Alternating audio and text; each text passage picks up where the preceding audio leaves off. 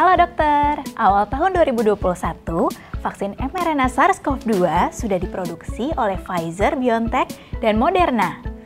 Pengembangan vaksin messenger RNA yang sering disingkat mRNA ini merupakan suatu terobosan terbaru dalam pembentukan vaksin di dunia kedokteran. Oke, nggak usah lama-lama lagi, yuk sama-sama kita pahami apa itu vaksin mRNA.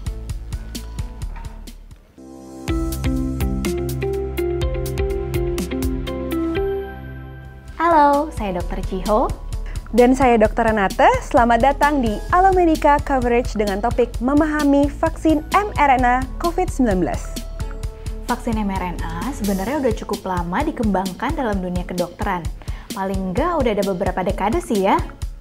Nah, berdasarkan berbagai penelitian, vaksin mRNA dinilai punya potensi yang tinggi, biaya produksi yang lebih rendah, dan bisa diproduksi secara massal dalam waktu yang cepat. Tapi berdasarkan penelitian in vivo, vaksin mRNA memiliki ketidakstabilan dalam pengiriman mRNA ke dalam tubuh loh. Artinya, dia sangat rapuh. Perubahan sedikit aja pada suhu bisa menghilangkan potensi si vaksin. Makanya, vaksin ini harus ada penambahan strukturnya. Iya dok, cuma kan gara-gara pandemi COVID-19, kita butuh pengembangan vaksin yang lebih cepat buat mengatasi tingkat penyebaran dan keparahan penyakit ini. Ya nggak sih? Nah, yang keren adalah cepatnya pengambilan data genom COVID-19 yang dilakukan melalui penelitian di Tiongkok, sehingga bisa berkontribusi besar bagi peneliti lainnya untuk segera membentuk vaksin mRNA SARS-CoV-2 ini. Iya, setuju banget Dok Chiho. Jadi gimana nih cara kerja vaksin mRNA SARS-CoV-2? Dan apa aja sih perbedaannya sama vaksin yang kita kenal saat ini? Makanya, simak terus sampai selesai. Jangan kemana-mana dulu ya, tetap di Alomedica. Berbeda dari vaksin mRNA, kalau kita kilas balik sedikit nih, kebanyakan vaksin yang ada menggunakan virus atau bakteri yang inaktif atau dilemahkan. Lalu, bakteri atau virus yang inaktif atau dilemahkan ini disuntikkan ke dalam tubuh individu agar sistem imun mengenali patogen tersebut dan membentuk imunitas. Bedanya, vaksin mRNA disintesis tanpa membutuhkan sel atau patogen seperti vaksin lainnya. Untuk membuat vaksin SARS-CoV-2, para peneliti mengambil blueprint dari virus SARS-CoV-2 yaitu RNA, kemudian mengisolasi bagian yang memproduksi protein spike yang menyalin mRNA-nya. Gimana dok? Gini, jadi vaksin mRNA itu dibuat secara sintetik tanpa butuh sel maupun bakteri atau virusnya. Para peneliti cukup mengambil cetakan atau komponen tertentu aja untuk direkayasa.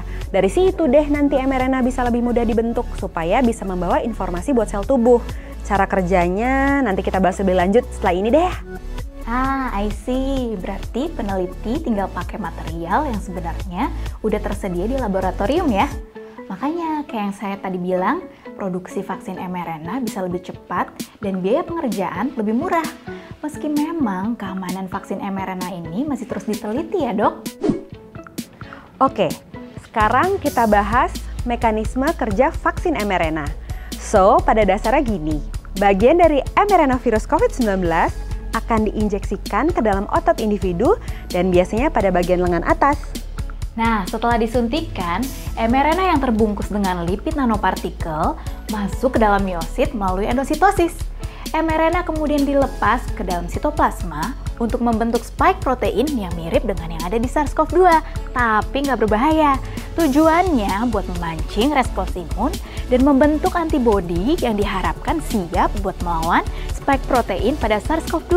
Begitu kan ya dok Ata? Iya, betul Dok Chiho. Soalnya mRNA memang dibuat untuk membawa informasi bagi sel imun.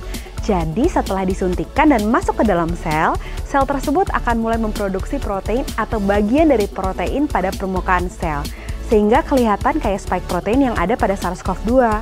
Untuk vaksin mRNA COVID-19, spike protein diproduksi secara masif oleh sistem sel imun. Setelah diproduksi, spike protein nanti dikenali oleh MHC1 dan 2 untuk aktivasi sel T, CD8, dan CD4. Nantinya CD4 inilah yang membentuk sel B memori.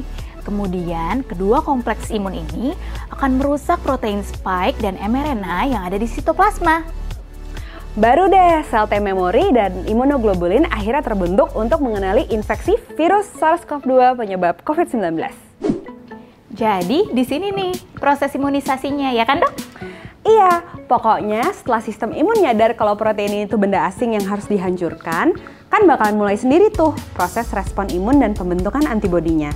Yes, jadi menyerupai respons alami tubuh saat melawan COVID-19.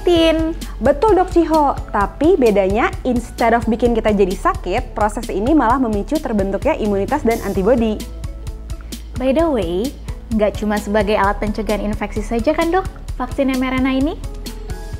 Beberapa penelitian juga mengungkapkan kalau vaksin mRNA turut berperan sebagai salah satu terapi kanker.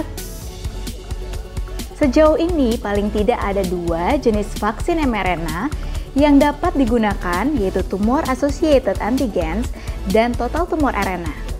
Mekanisme kerja kedua vaksin tersebut adalah membentuk antigen yang memungkinkan sistem imun mengenali sel tumor dan dapat menghancurkannya.